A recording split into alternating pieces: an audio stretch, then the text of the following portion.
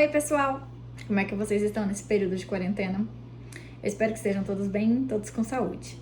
Para quem não me conhece, eu sou a Lohane, eu sou advogada e eu também sou especialista em Direito e Processo do Trabalho.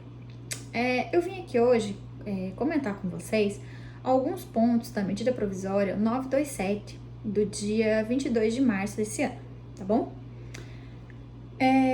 Essa medida provisória, ela veio flexibilizar os direitos relacionados ao contrato de trabalho, tá?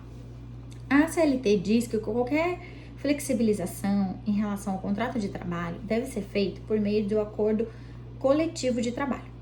A medida provisória diz que qualquer flexibilização no acordo, no contrato de trabalho pode ser feito por meio de acordo individual. Ou seja, pela medida provisória, fica valendo o acordo individual sobre o acordo coletivo de trabalho, tá bom? O nosso segundo ponto vai ser, eu vou explicar um pouquinho sobre as medidas que essa medida provisória trouxe, tá bom? Eu vou começar pelo teletrabalho. Bem, o teletrabalho não é nenhuma novidade dessa medida provisória. O teletrabalho já existia na nossa CLT, com algumas peculiaridades diferentes, óbvio. O momento pede algumas agilidades, né, o que nós estamos vivendo. O texto da CLT diz que para o empregador colocar o empregado em teletrabalho, seria necessário que comunicasse esse e que esse consentisse. O texto da medida diz que o empregador pode colocar de maneira unilateral o empregado em teletrabalho sem o consentimento desse. A medida provisória também diz que, para isso, o empregador deve comunicar, avisar da ciência ao empregado 48 horas antes da sua decisão. Então, assim, ele tomou a decisão de que vai colocar a equipe dele em teletrabalho. Ele tem 48 horas para avisar a equipe que eles irão trabalhar em teletrabalho. Deu para entender? Em relação às férias individuais, né? Bem, muito me perguntaram sobre isso e assim, gente, o empregador pode sim colocar de férias todos os seus funcionários. Quando eu digo todos os seus funcionários, eu estou incluindo os estagiários e estou incluindo também aquele pessoal que ainda não cumpriu o período aquisitivo.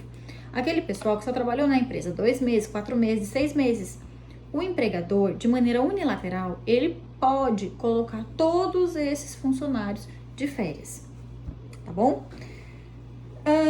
O que difere é que nesse período que nós estamos de medida provisória, de calamidade pública, ao invés dele comunicar os empregados que eles entrarão em férias com 30 dias de antecedência, o empregador comunica aos empregados 48 horas antes. É a mesma coisa do teletrabalho.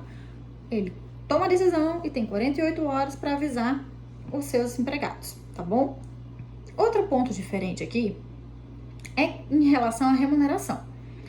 Em relação à remuneração, o empregador, ele pode colocar a equipe dele em férias, mas ele não está obrigado, no momento que ele colocar a equipe dele de férias, a efetuar o pagamento dessas férias, a remuneração dessas férias. Ele pode fazer a remuneração dessas férias até o 5º dia útil do mês subsequente, entendeu? Ele coloca o pessoal de férias e só vai pagar as férias desse pessoal no mês subsequente. Remuneração, pagamento de férias é diferente do terço constitucional. O terço constitucional, o empregador, ele pode pagar ao empregado até o dia 20 de dezembro desse ano. Ele não está condicionado a pagar a remuneração das férias mais o terço constitucional nesse momento. Ele pode sim colocar os empregados de férias pagando somente a remuneração no mês subsequente até o 5º dia útil. E o terço constitucional ele tem até o dia 20 de dezembro para efetuar o pagamento. Deu para entender? Em relação às férias, tem um ponto que me chamou muita atenção. O artigo 2º parágrafo 2º do artigo 6º diz que deixa eu dar uma lida aqui, que o texto ele Deixa eu achar aqui. Ó, adicionalmente, empregado e empregador poderão negociar a antecipação de períodos futuros de férias, mediante acordo individual escrito. Bem, esse ponto me deixou um pouco preocupada. O que isso quer dizer? O empregador poderá colocar o empregado de férias durante 3 meses. Se ele colocar o empregado de férias durante 3 meses, mediante acordo individual de trabalho, este empregado perderá pelos próximos 3 anos o seu direito de férias, porque ele já gozou os 3 períodos. Ou seja, se ele gozar de férias abril, maio, junho, este empregado não terá direito de férias em 2021, 2022 e 2023. Esse ponto me deixou muito preocupada. Ainda falando sobre as férias individuais, a medida diz que deve ser priorizado o pessoal que é do grupo de risco. Deve ser priorizado as férias a esses empregados. Bem como fica suspensa as férias do pessoal que trabalha na área da saúde e que trabalha com serviços essenciais. Outro ponto que nós temos a medida é em relação às férias coletivas. A medida disse que pode haver, durante esse período, concessões de férias durante período de mais de 2 períodos. A CLT diz que pode haver 2 períodos de concessão de férias. A medida provisória diz que pode haver mais de 2 períodos de concessão de férias. A medida provisória também diz que pode haver períodos inferiores a 10 dias de férias, de no mínimo 5 dias, mas inferior a 10 dias. A CLT não autoriza, mas a medida provisória está autorizando que seja feito períodos de férias inferior a 10 dias, tá? Outra novidade que a medida provisória trouxe foi em relação aos feriados, tá? E aqui eu falo em relação aos feriados civis. Não estou dizendo dos feriados religiosos, tá? O empregador, de forma unilateral, ele pode antecipar os feriados civis, não os religiosos. Exemplo, o feriado no dia 7 de setembro, que vai cair numa segunda-feira, o empregador, de maneira unilateral, ele pode pegar esse feriado do dia 7 de setembro e transferir ele para o dia agora em abril, dia ao critério dele. Quando chegar o mês de setembro, o 7 de setembro, esse empregado não poderá gozar, porque ele já gozou agora no mês de abril, o feriado de 7 de setembro. Então, no 7 de setembro, esse empregado, ele vai trabalhar normalmente, sem receber qualquer adicional por isso. Deu para entender? Quanto aos feriados religiosos, para que o empregador antecipe eles, é preciso o consentimento do empregado. É preciso que o empregador entre numa negociação com o empregado, para que sejam antecipados os feriados religiosos. Do contrário, o empregador não tem autorização para fazer isso. A medida provisória também fala em relação ao banco de horas, tá? Em relação ao banco de horas, fica estabelecido nesse período, o empregado receba o banco de horas. Ou seja, o empregado vai ficar devendo ao empregador. Quando retornar ao trabalho, o empregado paga ao empregador esses bancos de horas. A CLT diz que, para que haja compensação do banco de horas, pode ser feito num período de 1 ano. A lei da CLT diz. A medida provisória diz que a concessão para que haja a quitação desse banco de horas pode ser feita pelo período de 18 meses. Aumentou o prazo, tá?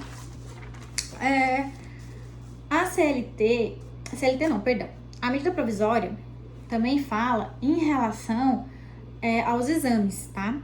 Aos exames admissionais, aos exames demissionais.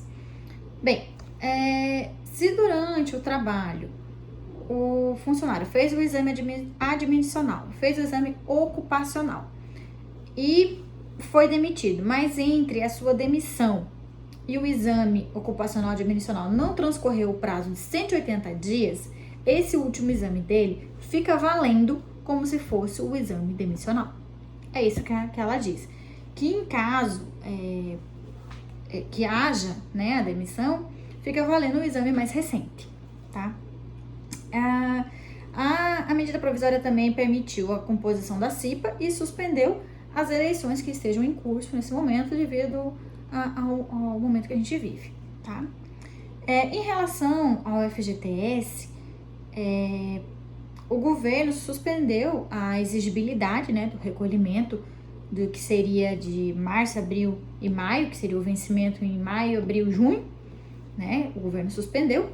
E o governo também aumentou o prazo desse recolhimento, né? O que deveria acontecer a partir do mês 6, o governo aumentou o prazo para o empregador, dando um lapso temporal para ele de 6 meses, tá? Esse prazo não se aplica em caso de rescisão de contrato, tá? Caso haja, nesse período de 6 meses, rescisão de contrato, o empregador tem por obrigação pagar ao empregado o FGTS integral, sem ser parcelado. Para o empregador, caso ocorra essa situação, o empregador não é gerado nenhum custo, não é gerado nenhuma multa, não é gerado nenhuma taxa, tá bom? Ainda, nós estamos terminando.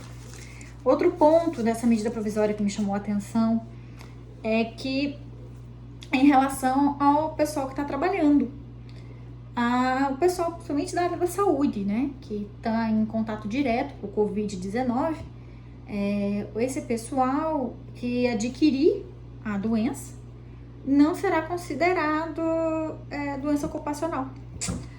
Será considerado apenas se conseguir provar um nexo de causalidade. E como o nível de transmissão está muito alto e a gente não tem mais como controlar, né, como é que está sendo transmitido, não vai ter como ser provado o nexo de causalidade, né? Foi um ponto assim que me deixou também bem preocupada. Essa medida provisória, publicada no dia 22, ela tem efeitos retroativos, tá bom? Efeitos retroativos alcançando 30 dias anteriores, né? E era isso que eu tinha para conversar com vocês sobre essa medida provisória. Eu espero ter ajudado um pouquinho e agradeço a atenção. Obrigada!